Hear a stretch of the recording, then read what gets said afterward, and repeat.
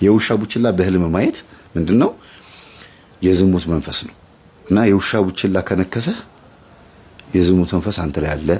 የውሻ ቡችላ ዙሪያን ከከበበ በዙሪያ ያሉ ሰዎች በሙሉ የዝሙት መንፈስ ያለባቸውና አንተም ራስህ ከነሱ ጋር ያለህ ነህ ማለት ነው።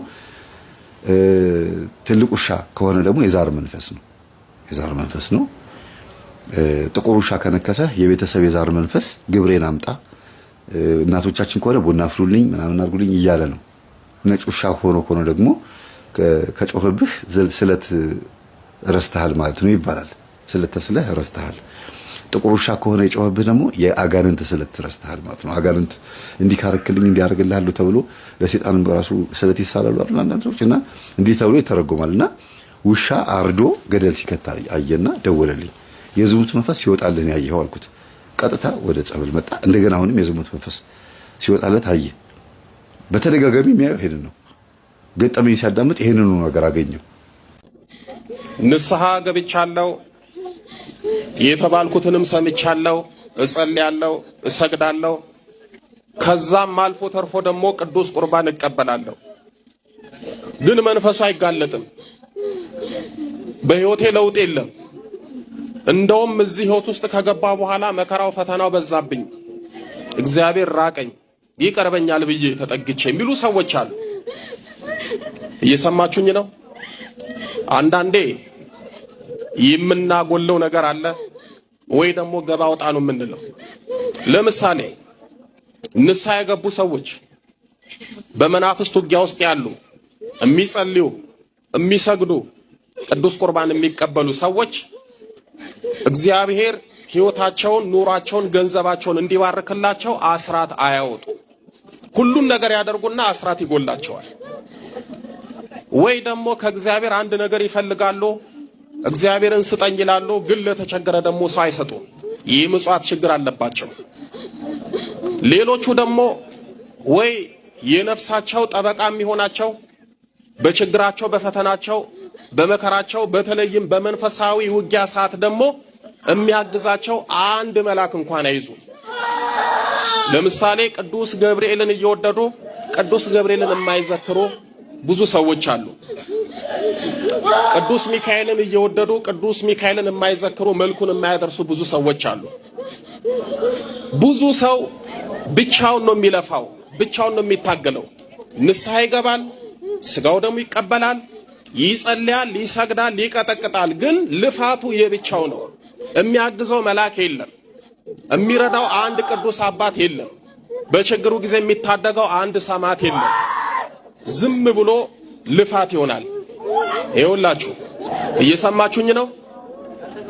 ንስሐ ገብታችሁ ጸልያችሁ ሰግዳችሁ እየቀጠቀጣችሁ ብቻችሁን የምትታገሉ ሰዎች ካላችሁ በአንድ እጅ እያጨበጨባችሁ ነው። በአንድ እጅ ማጨብጨብ ይቻላል? አይቻልም። ብዙ ሰው በመናፍስት ውጊያ ውስጥ በአንድ እጁ ነው የሚያጨበጭበው። ያ ማለት ብቻውን ነው የሚታገለው። የሚታገልለት መልአክ የለም። የሚታገልለት ቅዱስ አባት የለም። የሚታገልለት ጻድቅ ወይ ደግሞ ቅድስት እናት የለችም። ዝም ብሎ ብቻ መታገል። ትግሉ የክፉ መንፈስ ወይም ደግሞ የመናፍስት ስለሆነ ቅዱስ የሆኑት የእግዚአብሔር መናፍስት የተባሉት ቅዱሳነ መላእክት በትግል ውስጥ ያስፈልጉናል። የመናፍስት ውጊያ ያለበት ቅዱሳነ መላእክትን እርዶኛ አግዙኝ ብሎ ዝክራቸውን እንዳቀሙ እየዘከረ ድርሳኑንና መልኩን እየጸለየ አግዙኝ ማለት አለበት። ይሄ ብዙ ሰው እኔ ያየሁት ችግር ነው። ወይ ደግሞ ቅዱስ ጊዮርጊስን፣ ቅድስት አርሴማን፣ ወይ መጥምቁ ዮሐንስን፣ ወይ አቡነ አረጋዊን፣ ወይ አቡነ ተክለ ሃይማኖትን፣ ወይ አቡነ ገብረ መንፈስ ቅዱስን የሚወዱትን የሚያውቁትን አንድ ጻድቅ በቋሚነት አግዙኝ ብለው አይለምኑ። የመናፍስት ውጊያ ያለባችሁ ፈተና የከበዳችሁ ሰዎች ብቻችሁን ታግላችሁ አታሸንፉም። ቢያንስ 3 ነገር ያስፈልጋችኋል። ስንት ነገር አልኳችሁ? 3 የሚጠብቃችሁ መልአክ ያስፈልጋችኋል። ቅዱስ ሚካኤል፣ ቅዱስ ገብርኤልን በመተት እድሳት፣ በጥላ ወጊ፣ በየትኛውም የክፉ መናፍስት ውጊያ ያላችሁ ሰዎች ቅዱስ ሚካኤልን ወይ ቅዱስ ገብርኤልን ጠብቀኝ በሉ፣ ይጠብቃችኋል። ውጊያውን አልቻልኩም፣ ቅዱስ ሚካኤል ቅዱስ ገብርኤል አግዘኝ በሉ፣ ያግዛችኋል። ያኔ ጭብጨባችሁ የሁለት ይሆናል። ጸሎት መጸለይ ካቃታችሁ፣ መስገድ ከገበዳችሁ፣ ውጊያው ከፍ ካለባችሁ አቡነ ገብረ መንፈስ ቅዱስ አባቴ አግዙኝ አልቻልኩም በሏቸው፣ ያግዟችኋል። ቅዱስ ጊዮርጊስ ታደገኝ እርዳኝ፣ ቅድስት አርሴማ አግዥኝ፣ ቅዱስ ክርስቶስ ሰምራ እርዱኝ በሉ። ብቻችሁን አትልፉ፣ ብቻችሁን አትታገሉ፣ ይዛችሁ ታገሉ። የራሳችሁ ትግል እንዳለ ሁሉ ተጨማሪ ያስፈልጋል። በእውነት ስጋውያንን ዓለማዊ ሰውነን በዓለም ነው የምንኖረው። መንፈሳዊ ብንሆንም ግን የሰማይ መላእክት ሊረዱን አይገባም? ይገባል። እና ብዙ ሰው ሳይ እርዳታ የለው፣ ራሱን ነው የሚረዳው። የሚያግዝ የለው፣ ራሱን ነው የሚያግዘው። የሚታገልለት የለም፣ ራሱ ነው የሚታገለው። ስለዚህ የሚያግዟችሁ፣ የሚታገሉላችሁ፣ የሚጠብቋችሁንም ለምኑ። አሁን እሱ ምንድን ያደርገው? እንዲህ እየተቸገረ ገንዘቡን እያባከኑበት አስራት ያወጣል። ይሄው ሰለቸኝ ይላል። ደግሞ እኮ የሚገርመው መንፈሱን የሚያርቅልን፣ የሚያዳክምልን፣ የሚያሰለችልን አንድ በጎ እንኳን ስራ የለንም። እየሰማችሁን? ዝም ብለን እንመጣለን፣ እቤት ጸልየን ሰግደን እዚህ የሆነ ነገር እንዲደረግልን እንፈልጋለን። ጥሩ ነው፣ ይደረጋል። ግን ደግሞ ውጊያው የበረታባችሁ ሰዎች በጣም እርዳታ ያስፈልጋችኋል። ከዚህ በኋላ ኤልሳ እባክህ ጌታ ሆይ ዓይኖቹን እባክህ ግለጥ ብሎ ጸለየ። እግዚአብሔርም የብላቴናውን ዓይን ገለጠ፣ አየም። እነሆም በኤልሳ ዙሪያ ያሉ የእሳት ፈረሶችና ሰረገሎች ተራራውን ሞልተው ነበረ። ሌላ ተዋጊ አለ። አየ፣ የእሳት ሰረገሎችና ፈረሶች ሞልተው ነበር። እነዛ በስጋ ያሉት ሰዎች በስጋ ጦራቸውና ሰረገላቸውን ይዘው መጥተዋል። ሰው በእንጀራ ብቻ አይኖርም። አንድ ጊዜ ስለ ጸሎት ሲነገር እና አንድ ወቅት ላይ ስለ ጦርነት ሲነገር አይ በጸሎት የሚቆም ጦርነት የለም ነበር የተባለው። ኧረ እባክህ እንዴት አይነት ጉድ ነው! በቃ ይሄ እንግዲህ ወዴት የደረስን እንደሆነ ያሳየናል። አሕዛብ እንኳ የራሱ የሆነውን አዚም መንፈስ ይጠቀማል። ለጦርነት የአዚም መንፈስን ይጠቀማል። የእግዚአብሔር ሕዝቦች ደግሞ የራሳቸው የሆነ ሰረገሎች አሏቸው እና ይኸው እዚህ የእሳት ሰረገላ ዙሪያውን ከበው ተራራውን ሞልተውት ነበርና ዓይኑ ተገለጠ። የእንጀራ ዓይን ሳይሆን አሁን የመንፈሳዊ ዓይኑ ተገለጠ። አሁን ብዙዎቻችን በእንጀራ ዓይን ስለምንኖር በቀላሉ እንበሳጫለን፣ እንጨነቃለን፣ ተስፋ እንቆርጣለን። የእንጀራ ዓይን ነው። የመንፈሳዊ ዓይኑ ለዘመናት ከሕይወታችን ተለይቶ እንኳን ከዓለማዊው ከመንፈሳዊም ስፍራ ሁሉ እንኳ አርቋል እና የመንፈሳዊ ዓይን ግያዝ ደረሰው። ይሄ ዓይኑ ሸለቆ ቀጥታ አሁን በደንብ ሲያይ የሚበልጠውን አየ፣ የሚበልጠውን ተመለከተ። እግዚአብሔር የሚበልጠውን የምንመለከትበት መንፈስና ጸጋ ይስጠን። ከዛ በኋላ ወደ እርሱም በወረዱ ጊዜ ኤልሳ ይህን ሕዝብ እውር ታደርገው ዘንድ እለምንሃለሁ ብሎ ወደ እግዚአብሔር ጸለየ ይላል። ምን አድርገው አለ? እውር አድርገው አለ ብሎ ወደ እግዚአብሔር ጸለየ። ኤልሳም እንደተናገረው ቃል እውር አደረጋቸው። ኤልሳም መንገዱ በዚህ አይደለም፣ ከተማይቱ በዚች አይደለችም፣ የምትሹን ሰው አሳያችሁ ዘንድ ተከተሉኝ አላቸው። ወደ ሰማርያም መራቸው። አያያዘና ራሱ መሪ ሆነ። የምትፈልጉት ሰው ኤልሳን አይደለም? አዎ ኤልሳን ነው የምንፈልገው። በሉ ተያያዙ፣ እሱ ወዳለበት ወስዳቸዋለሁ። አያዩም። ሁሉም ተጨባበጠና ቀጣጠለና ፉርጎ አደረጋቸው። በቃ አሁን እየተጓተቱ ማየት አይችሉም። መደነባበር በበዛበት ሕይወት ወስዶ ሰማርያ ውስጥ ከተታቸው። ንጉሡ እጅግ በጣም ደስ ብሎት ልግደላቸው አለ። በቀስትህና በጦርህ እኮ አልማረካቸውም። እግዚአብሔር የማረከውን አንተ እንዴት ትገላለህ? እንዳውም እንጀራና ውሃ ስጣቸው፣ በልተው ይጥገቡ። ከዛ በኋላ በሰላም ወደ መጡበት እንመልሳቸዋለን አለው። ከዛ በሰማርያ አስቀምጦ ዓይናቸው እንደገና እንዲበራ ጸለየ። የተማረከ ወታደር ጸለየ። እንጀራ ንጉሡ አቀረበላቸው። እንጀራቸውን በሉ፣ ውሃቸውን ጠጡ፣ በሰላም ወደ አገራቸው ተመለሱ። መጽሐፍ ቅዱስ እንዲህ ይለናል፣ ከዛን ጊዜ ጀምሮ በእስራኤል ላይ አደጋ ጣዮች አልመጡም ይላል። አደጋ ጣዮች አልመጡም። በቃ አደጋ ጣዮች ቆሙ። አደጋ የሚጥሉ ኃይሎች ቆሙ። በቃ የእግዚአብሔር ኃይል የእግዚአብሔር መንፈስና ጸጋ ካንተ ጋር ከሆነ አደጋ ጣዮች ይቆማሉ። እስራኤል ከዛ በኋላ ለብዙ ዘመናት ከሶርያውያን ውጊያ አረፉ። አደጋ ጣዮች ከዛን ጊዜ ጀምሮ አጠገባቸው አልደረሱም። ሰው በእንጀራ ብቻ አይኖርም። በጸሎትና በምስጋና የምንኖርበት ሕይወት በረከትን ሲያስከትል ዕድሜና ጸጋን ሲሰጥ ሞገስና መንፈሳዊ ክብርን ሲያጎናጽፍ ነው የምናየው። ዛሬ ግን በእንጀራ ብቻ የምናገኘው ክብር ስለ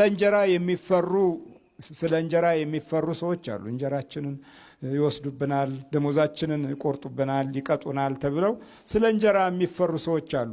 በእንጀራ ተፈሩ እንጂ ክብርና ሞገስ የላቸውም። በእንጀራ የሚፈሩ ሰዎች ነገ ከወንበሩ ፈቀቅ ሲሉ ይሄ ክፉ፣ ይሄ መጥፎ፣ ይሄ ጨካኝ፣ ይሄ አረመኔ ነው የሚባሉት። እንደዛ ነው የሚባሉት። ስለ እንጀራ የሚከበሩ ሰዎች አሉ። እንጀራ ብቻ እንዳይነኩ ሆነው አንተን እያስፈራሩ የሚከበሩ ሰዎች አሉ። አንተን እያስለቀሱ የሚከበሩ ሰዎች አሉ። ከዛ ካላቸው ክብር የወደቁ ጊዜ ግን ውሃ አንድ ቀን የሚሰጣቸው የለም። አንድ ቀን ውሃ የሚያጠጣቸው የለም። የታ አባቱ እንደውም እንዲህ ነው የምትለው፣ የእጁን አገኘ፣ የታ አባቱ የስራውን አገኘ፣ ያስለቅሰ የነበረ ተራውን አለቀሰ እያልክ እምባውን ታያለህ። እምባውን ለማየት ከስር ከስሩ ትከተለዋል። ክፎች እንዲህ ናቸው። ክፎች ባላቸው አስፈራርተው አስጨንቀው ሕይወትህ ላይ የሚያደርሱት ጉዳት የራሳቸውን ክብር በክፋት የሚገነቡ ጥቂቶች አይደሉም። እንኳን በዓለማዊ በመንፈሳዊም ቢሆን እንዲህ አይነት ችግሮች አሉ በብዛት። ከቢሮ ላለመውጣት፣ ከእድል ላለመፈናቀል፣ ከብዙ የግፍ ስራ ጋር ተባብረህ የዕለት እንጀራህን ከግፍ ጋር ትበላለህ፣ ከውሸት ጋር ትበላለህ። በውሸት አክብረህ፣ በውሸት አሞግሰህ፣ በውሸት እረ መጽሐፍ እንዲህ ነው የሚለው፣ ሰው በእንጀራ ብቻ አይኖርም። እና እኛ ታዲያ እንዴት ሆን? 95 ከመቶ ትምህርት ቤቶቻችን የመንፈሳዊ የሥነ ምግባር ኃይልን የረሱ ናቸው። በመንፈሳዊ ጸጋ ውስጥ አልፋለሁ እንኳ ብለህ ብትገምት ለማለፍ በምታደርገው ጥረት ውስጥ በተለይም በክርስቲያኑ መብት አታገኝም። አንድ እስላም ከመኪና ወርዶ ጸሎት ሲያደርስ ማንም ዞር ብሎ አያዩም። አንድ ክርስቲያን ግን ከመኪና ወርዶ ጸሎት ቢያደርስ ሁሉም ይስቁበታል። አይደል እንዴ? ሁሉም ይስቁበታል። ቢሮ እንኳ ቢጸልይ ከአለቃው ጀምሮ የሚነሳበት እዛ ክርስቲያኑ ላይ ነው። እስላሙ ላይ አይደለም። እስላሙ ላይ የሚነሳ የለም፣ ክርስቲያኑ ላይ ነው የሚነሳ። ክርስቲያኑ የክርስቲያኑ ጠላት የሆነው አለ ምክንያት በእንጀራ የተወለዱ ልጆች መብዛታቸው ነው። ስለ እንጀራ የኖሩ በእንጀራ የተወለዱ ስለ እንጀራ የሚያስቡ በዛ ሕይወት ውስጥ የሥነ ምግባር ድቀቱም የዛኑ ያህል ነው። በእንጀራ የተወለደ በጎ አይደለም። ፈሪሳውያንና ሰዱቃውያን በመንፈሳዊ ሕይወት ውስጥ ያሉበትን ጊዜና ሰዓት ረስተው እውነተኛውን የሚያድነውን ኢየሱስ ክርስቶስን እንዲሰቀል ያደረጉት በእንጀራ የኖረው ትውልድ ነው።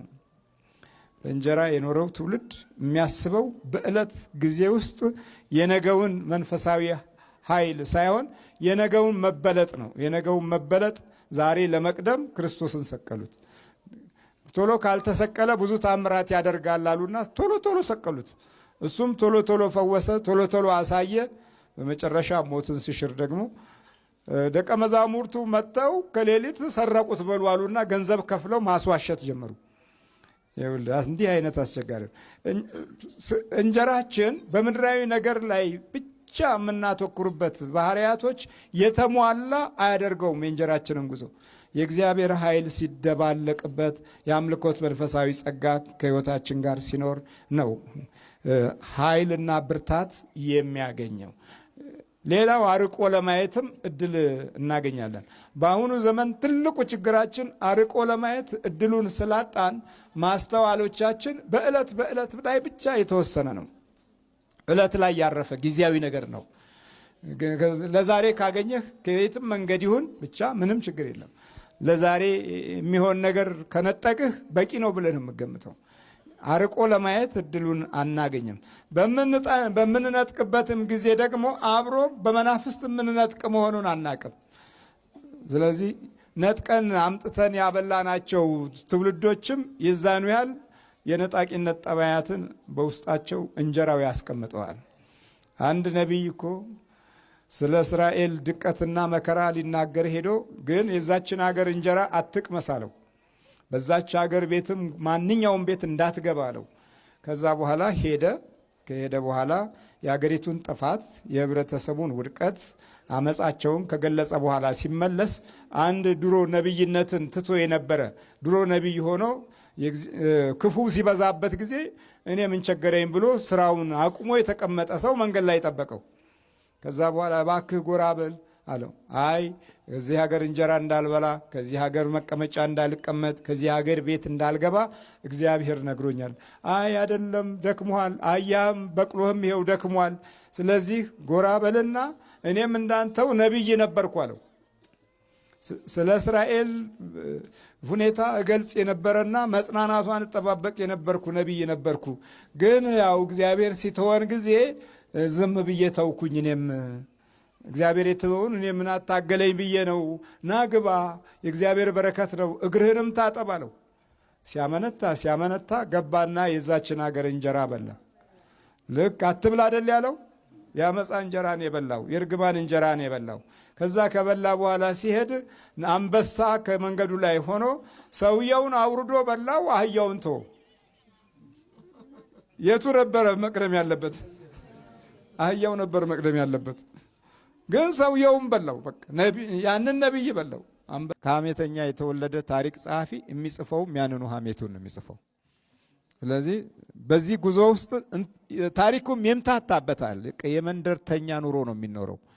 የመንደርተኛ ህይወት ነው የሚሆነው።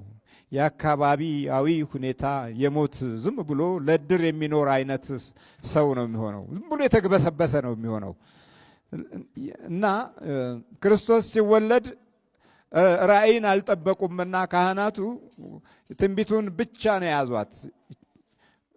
መያዛቸው መልካም ሆኖ ራእያቸውን መጠበቅ ነበረባቸው። ዛሬ ብዙዎች ራእያቸውን ስለማይጠብቁ የአስማቱን ዓለም የመተቱን ዓለም እንደ እድገትና እንደ በረከት አድርገው ይቆጥሩታል።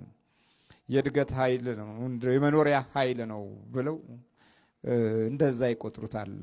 መናፍስትን ገበያ የሚከፍቱ ገበያ የሚዘጉ በማድረግም በአኗኗር ውስጥ የክፉ መንፈስ ወንጀል በመላእክት ዘንድ የሚያስቀይምና በመላእክት ዘንድ የሚያናድድ በሰማያዊ ኃይላት ዘንድ የሚያሳዘን ስራ በዚህ በመናፍስት ዓለም ውስጥ ይኖራል።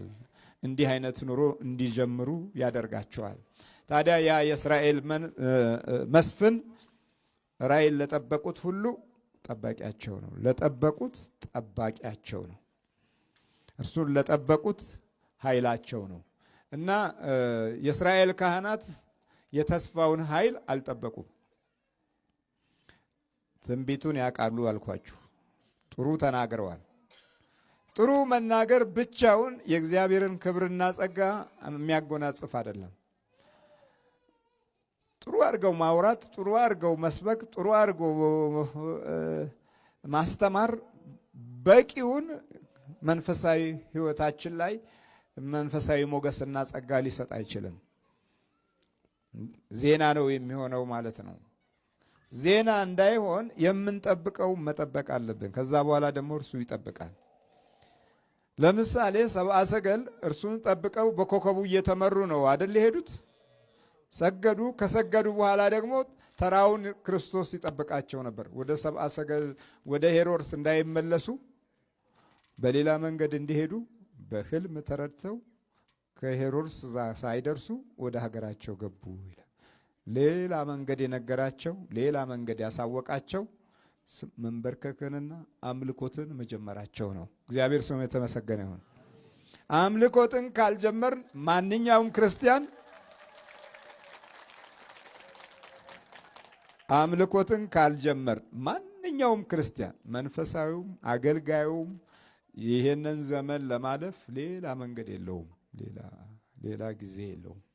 ስለዚህ በቀጥታ ከጊዜው ጋር ነው የሚጋፈጠው። በዚህ ጊዜ ደግሞ ምን ይሆናል? ከጊዜው ጋር ስትጋፈጥ ጊዜው ይታገልሃል። ከሰው ጋር ስትጋፈጥ ሰው ይታገልሃል። ከመንፈስ ጋር ስትጋፈጥ መንፈስም ይታገልሃል። ስለዚህ በሶስት ጦርነት ውስጥ ታልፋለህ ማለት ነው። የቱን ታሸንፋለህ? ጊዜው በራሱ ያንተን መውደቅ ይፈልጋል። ሰው ያንተን መውደቅ ይፈልጋል። መንፈሱ ያንተን መውደቅ ይፈልጋል። የቱን ነው የምታልፈው? ውስጥ የሚገርመው እኮ ይሄ ነው። ሶስቱንም ውጊያዎች ለማለፍ በመጀመሪያ ደረጃ የምንጠብቀውን መለየት አለብን። የምንጠብቀውን ስላለየን ችግር ነው እና የእስራኤል ካህናት መጠበቅን ሳይሆን መናገርን በማስቀደማቸው ብቻ የመገለጡን ኃይልና ምስጢር ሊረዱም ሊያውቁትም አልቻሉም። ሌላው ራእያቸውን የማይጠብቁ ጊዜውንና ዘመኑን ነው የሚመስሉት። የእግዚአብሔርን ራእይ፣ መንፈሳዊውን ተስፋ፣ በክርስቲያናዊ በረከት ውስጥ ያለውን ኃይል የማይጠብቁ ዘመኑን ጊዜውን ይመስላሉ። ጊዜውን ለመምሰል በወሰዱት እርምጃ ሄሮድስ ተቆጥቶ ሕፃናቶቹን ሲጨፈጭፍ ካህናቱ ተው አላሉትም። ምን እያረክ ነው አላሉትም። ትንቢቱን ተናገሩ። ግን እውነተኛ የሆነ ፍርድና ኃይል ጥፋት ሲመጣ ዝም ምን ያሉት። ምናልባት ተባባሪዎችም ሳይሆኑ አይቀሩም። ዝም ማለት የዛ ክፍል አባል ነው እና ጊዜው ላይ ያለውን ነገር መሰሉት። በቃ ተስማሙበት። በጉዳዩ ላይ አንድም አይነት ድምፅ አልሰጡም።